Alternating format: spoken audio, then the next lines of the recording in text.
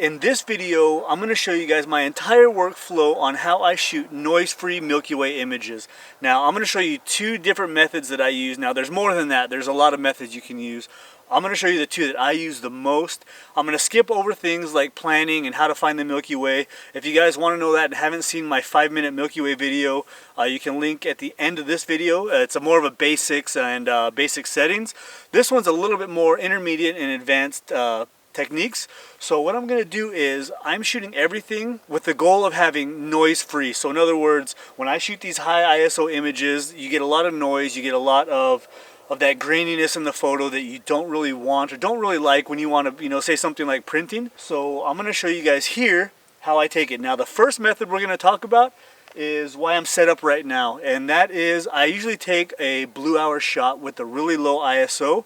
And so what I'm going to do here is, as the sun gets lower, as I get into the blue hour, I'm going to take a shot that has a really low ISO but a long exposure time, like 30 seconds. That'll give me that nice, crisp, clean foreground image. That'll take care of this cactus in the background.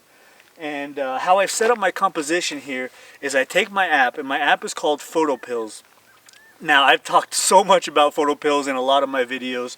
I use it for planning just about everything, a lot of exposure calculations and things like that. But in this video, I'm going to talk about how I use the AR function to see where the Milky Way is going to be. I can line it up with my composition now. It takes a lot of the guesswork out of doing things at night if I set up right now and take my shot. So I'm going to show you guys here. If I log into my Photo Pills app and I go into my night AR, I make sure I go into the settings and make sure that auto update is on, so I know that I'm at the right location and I'm at the right time. Once I turn it on, I'm going to see that it's about 6:40 right now, or 6:30 my time. But as I kind of scroll up here, you guys are going to see that around about 3:30 or so, in between 3:15 and 3:30, the Milky Way starts to get right here in the background, just behind this tall saguaro cactus here. And I'm going to wait until my exposure time hits 30 seconds. I'm going to take my blue hour shot then. That's going to give me all that detail in the foreground. Let's say it's going to be at f8 at 30 seconds, which is probably what I'm going to do here. I'm going to do f8 at 30 seconds. I'm going to leave my camera here, leave my tripod here, come back and take my Milky Way shot in the same exact spot, not moving my camera. That is a blend. A composite is taking a different sky shot than you do the foreground. Whether it's different locations, different times, you're moving your tripod. That is what a composite is. So in this instance, I'm doing what's called a blend.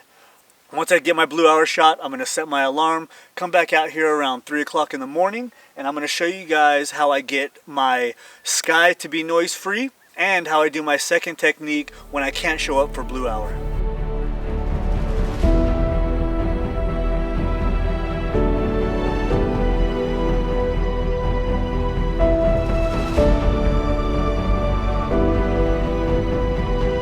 Alright guys, so we're back out here now, and the first thing I'm going to do is I'm going to take 10 shots, and these 10 shots are going to be at a really high ISO and around a 10-second shutter speed. The 10-second shutter speed is because I have a pretty high resolution camera.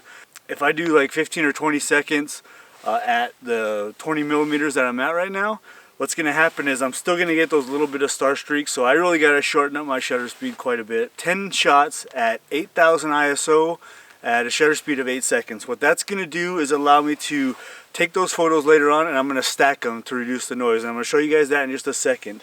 Now the second thing that I do for foreground is if I can't show up for blue hour, what I'm going to do is I'm going to take that same exact exposure that I just showed you guys, the 10-second shutter speed and the ISO 8000 at f2.8, and I'm going to find the equivalent exposure, but I'm going to do f4 at ISO 200, and using my exposure calculator on the Photo Pills app. Now it's going to give me a shutter speed of around 13 minutes. So what I'm going to do is I'm going to put my camera in timer, and when I hit the shutter speed, I wait the 13 minutes. I have a timer on my Photo Pills app. Once that timer runs out, I hit the shutter button again, and obviously careful not to do any kind of shaking or anything. When I push the shutter button, And because I'm shooting at a lower ISO, it's going to give me a lot less noise. The shutter speed's really long. You're going to see I got a lot of star trails with this one, but I'm going to blend those exposures together from the stack. And I'm going to blend that with this foreground here. I'm going to show you guys both examples with the blue hour and with the foreground shot I'm going to take right now at the 13 minutes. So now there's more than one way to shoot landscapes for low noise. There's a channel that I really like that I'm going to recommend for you guys, and I'm going to link it in the description below. It's called Nightscape Images by a really great guy named Richard, so make sure you guys go check that out. He's got a lot of different techniques with light painting and stacking foregrounds and things like that. So alright guys, I will see you here in a minute on the computer.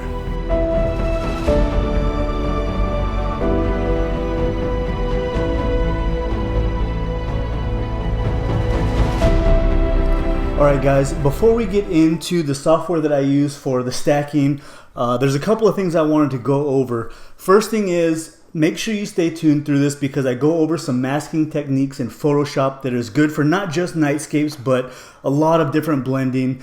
Also, there's two different stacking softwares that are available. One's for PC, one's for Mac. We're going to be using the one for Mac, which is called Starry Landscape Stacker, but the exact same thing is going to happen with whether it's the PC or the Mac version. The exact same thing applies. So whatever I'm going to go over here, you guys, it'll apply to both softwares.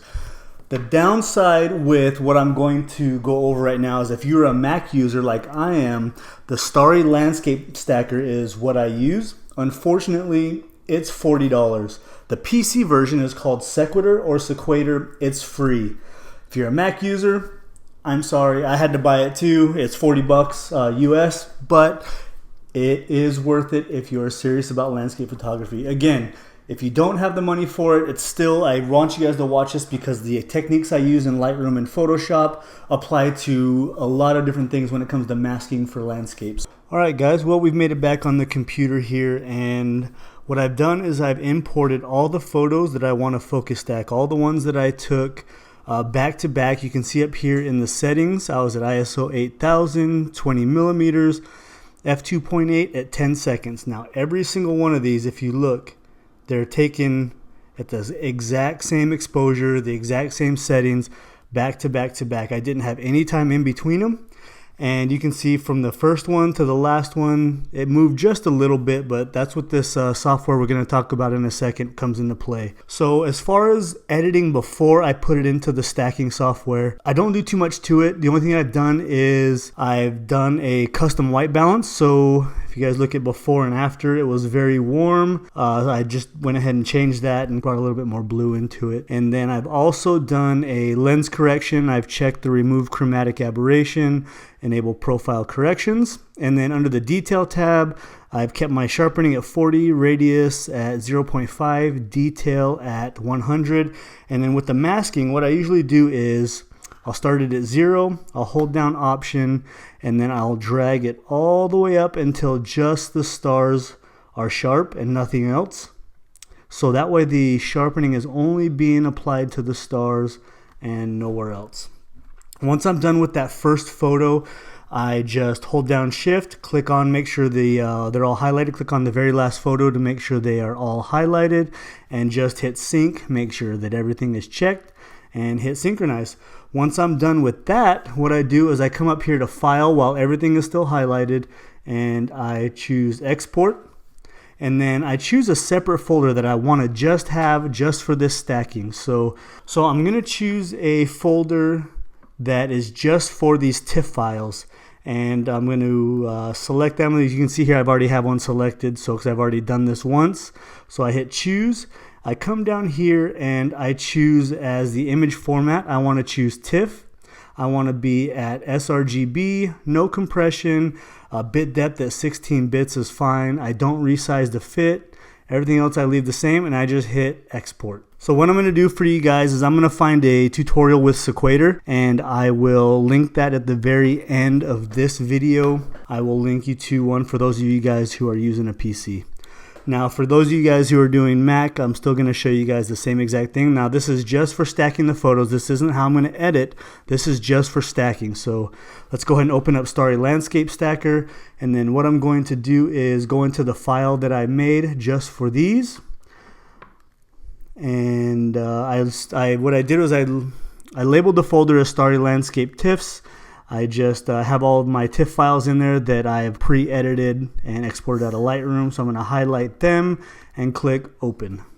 Alright guys, well this software is really easy to use. All you do is you're looking up here, and what this software is doing is it's finding all the stars, because this is how it's going to align the sky and the Milky Way as it's moving, as the Earth's rotating. So it's really simple, very easy to use.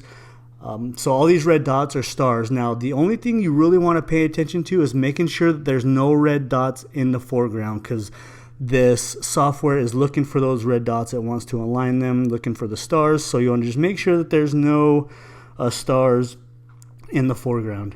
Once you figure out that that's okay, if you need to, you can come down here and you can add red dots. You can also, if you want to erase the red dots, like you say, if you have them down here in the foreground, you hit erase and you can just erase the red dots you see in the foreground. Once you're done with that, you hit up here on the top left, it says Find Sky. And you can see here it's computing mask for the sky. So right now it's making a mask.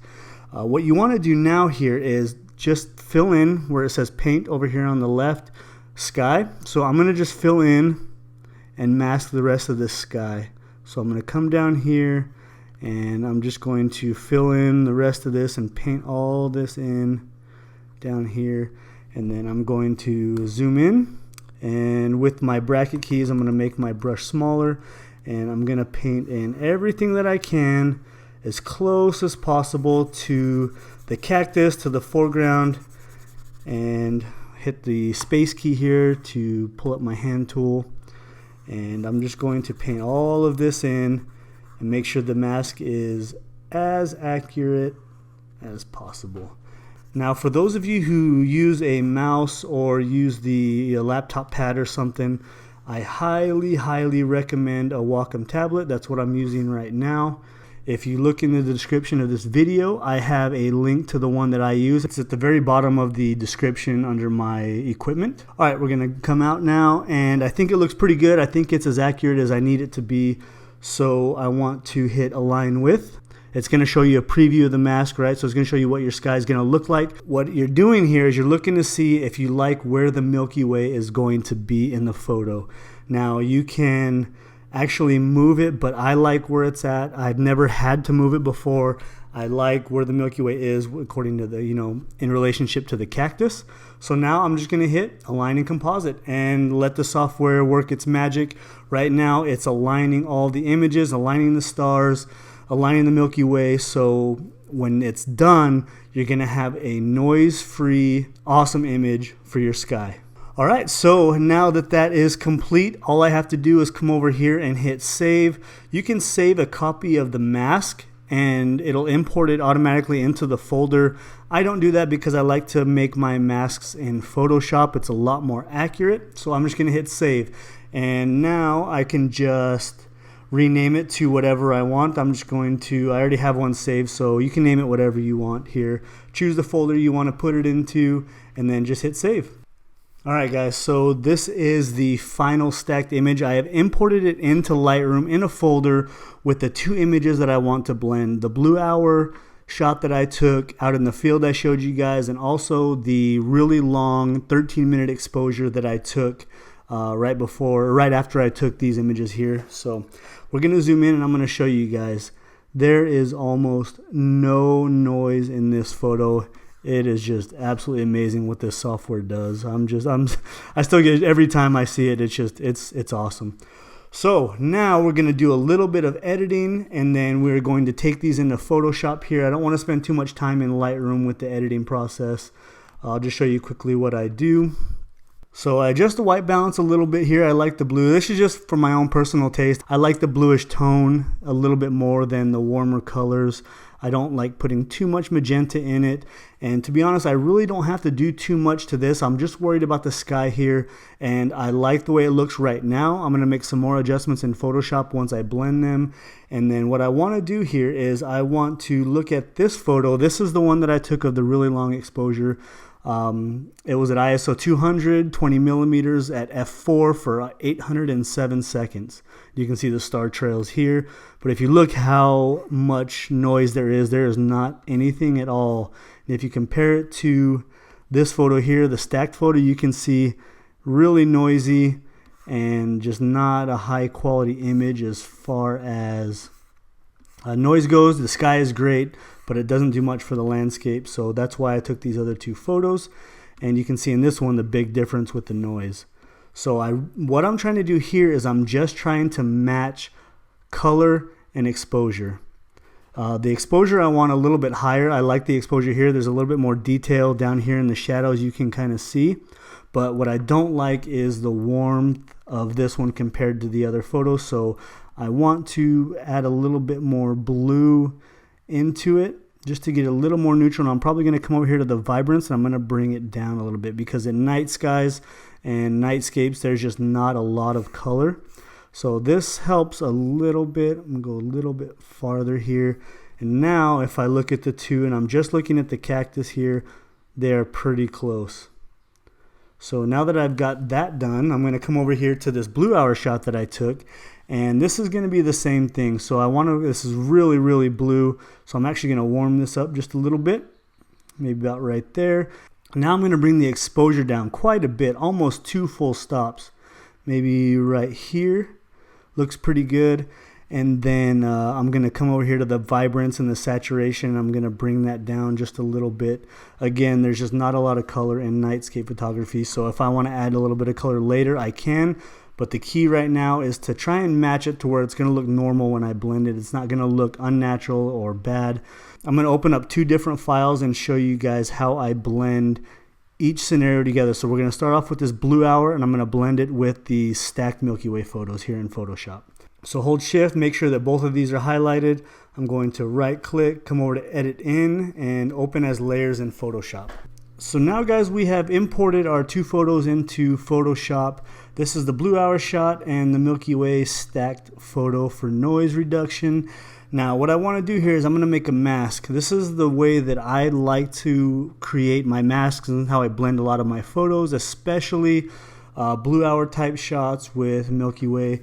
So what I'm going to do here is, with this blue hour shot highlighted, I'm going to grab my quick selection tool and I'm just going to drag it over the foreground and make it kind of quick and dirty. And what I want to do is just make sure that all of this is selected. I'm going to come up here, zoom in, and just make sure that it's a nice rough selection with none of the sky.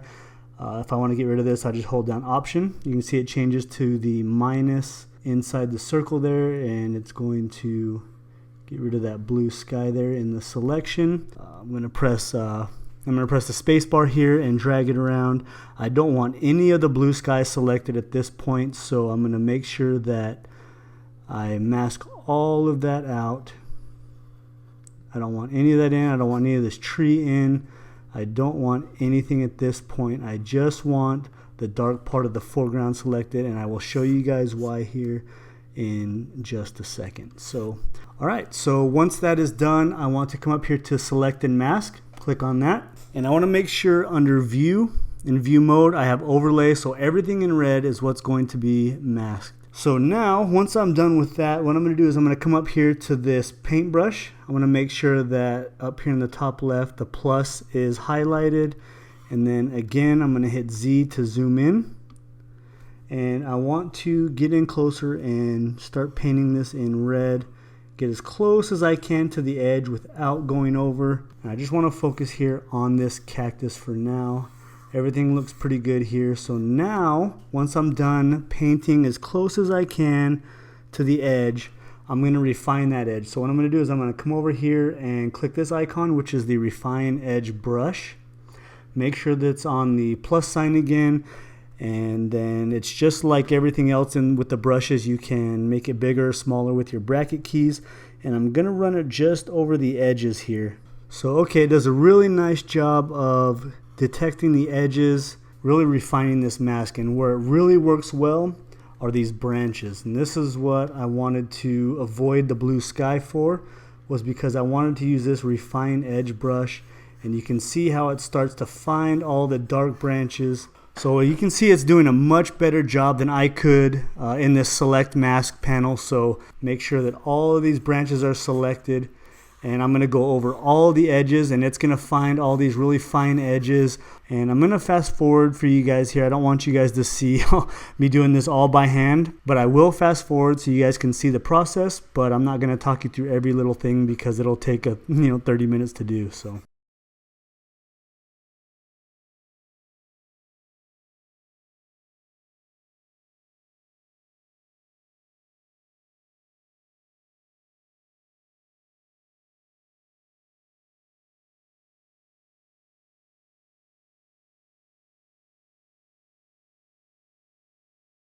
okay guys, now that I have this completely masked and exactly the way that I want it, what I want to do here is output to layer mask. Now I can just put it as a selection, that would be okay too, but I know that I can blend this together just one click using this as a layer mask. If I hit OK, it's going to automatically blend it for me. You can see here it's already done. So it blends the blue hour shot with the Milky Way. Everything looks really good. Now what I would probably do here is I don't like the color between the two layers. The Milky Way looks good, but the foreground I still don't like a lot. So what I would do here is a couple of things. One is I would grab a photo filter, and I would probably do like a cooling filter of some kind, and then reduce the opacity down to maybe like 40%. And I kind of like the way that looks a little bit better than it was before. So if you click this on and off, what it does is it adds blue to the entire image, and it does it to both layers. Now if I wanted to do it only to one layer, what I would do is with this adjustment layer highlighted, I would come up here to my properties, and this little icon here, this is a clipping mask, and this would clip it just to the foreground. So now you can see that the adjustment of that blue photo filter is only applied to the foreground, not the sky. And that looks fine too. I don't mind it. I like the way this looks. And again, this is to taste. If you want to warm it up or cool it down or whatever you guys want to do, that's fine. But that's what I would do here. And if you zoom in, you can see that now we have that nice foreground with zero noise. You have the sky now that's stacked with zero noise. So we have a really, really nice image. You can see all the details in the foreground. You have that night sky with no noise whatsoever. And from here you could do, go along with your edit. I would probably crop this to a 4x5 because there's a lot of empty space down here. And then I would really dodge and burn the Milky Way here to bring out the colors and the more of the contrast. Make the whites a little bit brighter, make the darks a little bit dark. So I would show you guys the blue hour blend now and also the long exposure blend. And then I'm going to import this back into Lightroom because I want to show you guys the difference between the raw file of the original before I stacked them. I'm going to take one of those 9 images that I stacked. I'm going to show you guys the before and after now.